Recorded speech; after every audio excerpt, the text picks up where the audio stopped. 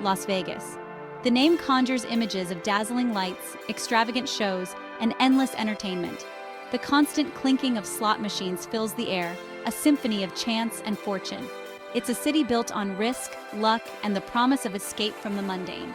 But beneath the glitz and glamour lies a history as captivating and unpredictable as a hand of poker, filled with twists and turns. Before the mega resorts and celebrity chefs, Las Vegas was a desolate stretch of desert, a barren land with little promise. It was a dusty outpost on the way to somewhere else, a mere stopover for travelers.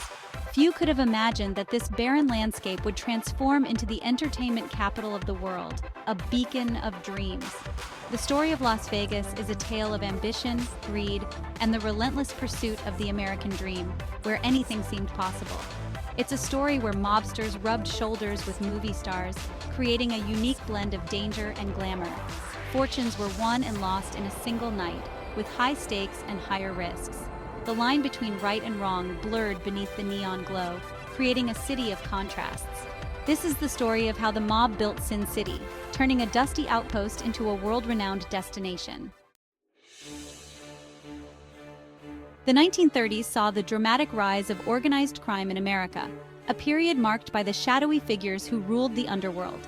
Prohibition had created a lucrative black market for alcohol, turning ordinary men into millionaires overnight. Infamous gangsters like Al Capone and Lucky Luciano were raking in millions, their names becoming synonymous with power and fear. But as Prohibition came to an end, these cunning criminals began to look for new opportunities to invest their ill-gotten gains, always staying one step ahead of the law. Nevada, with its liberal laws and wide-open spaces, proved irresistible to these enterprising mobsters. Gambling was legalized in 1931, opening up a whole new world of possibilities for those willing to take risks. Las Vegas, a small desert town with a growing reputation for leniency, became a magnet for mobsters seeking a piece of the action, a place where they could build their empires. The vast desert offered something else too: secrecy and isolation, perfect for their clandestine operations. Away from the prying eyes of law enforcement in big cities like New York and Chicago, mobsters could operate with a degree of freedom they could only dream of elsewhere, creating a haven for their illicit activities. Las Vegas was a blank canvas, and the mob were the artists, ready to paint their own vision of paradise, transforming the desert into a bustling hub of vice and entertainment. One mobster in particular would change the face of Las Vegas forever: Benjamin Bugsy Siegel. Known for his charm, ruthlessness, and a volatile temper, Siegel was a rising star in the Luciano crime family. Siegel saw the potential of Las Vegas not just as a gambling den, but as a glamorous destination, a place where Hollywood celebrities and high rollers would flock to escape the mundane. He envisioned luxurious hotels, glittering casinos, and a level of opulence never before seen in the dusty desert. With backing from powerful mob figures like Meyer Lansky, Siegel set his sights on building the most extravagant resort Las Vegas had ever seen, the Flamingo. The Flamingo Hotel, named after Siegel's girlfriend, Virginia Hill, nicknamed Flamingo for her long legs, was a gamble of epic proportions. Built on a desolate stretch of Highway 91, now known as the Las Vegas Strip, the project was plagued by delays, cost overruns, and Siegel's increasingly erratic behavior. Despite the challenges, the Flamingo opened its doors in December 1946. It was a spectacle to behold, with its pink stucco walls, lavish suites, and a casino floor that shimmered with promise. Hollywood stars like Clark Gable and Lana Turner graced its opening night, adding to the allure and mystique. But Siegel's dream was short-lived. The Flamingo was losing money, and his mob backers, impatient with the delays and suspicious of his lavish spending, decided he had outlived his usefulness. Section 5. Skimming Paradise, the mob's money machine. The Flamingo might have been Siegel's vision, but it was the mob's money that funded it, and they had devised an ingenious yet illegal way to ensure a steady stream of profit skimming. Skimming involved siphoning off a portion of the casino's earnings before they were officially recorded. This untraceable cash flowed back to mob bosses across the country, enriching them while leaving the casinos seemingly unprofitable on paper. The skimming operation was a well-oiled machine, involving everyone from corrupt casino employees to mob-connected accountants. It was a sophisticated system of organized theft that allowed the mob to reap enormous profits from their Las Vegas investments.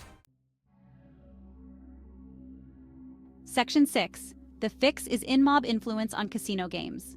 The mob's influence extended beyond skimming profits. They rigged games, bribed officials, and used intimidation to ensure their control over the city's lucrative gambling industry. Dealers were trained to cheat, cards were marked, and dice were loaded, all to give the house an unfair advantage. Unsuspecting tourists, eager to try their luck in Sin City, often walked away none the wiser, their wallets significantly lighter. The mob's grip on Las Vegas was tightening, and they would stop at nothing to protect their interests. Section 7. Meyer Lansky, the mob's accountant. While Bugsy Siegel was the flamboyant frontman, Meyer Lansky was the brains behind the mob's Las Vegas operation.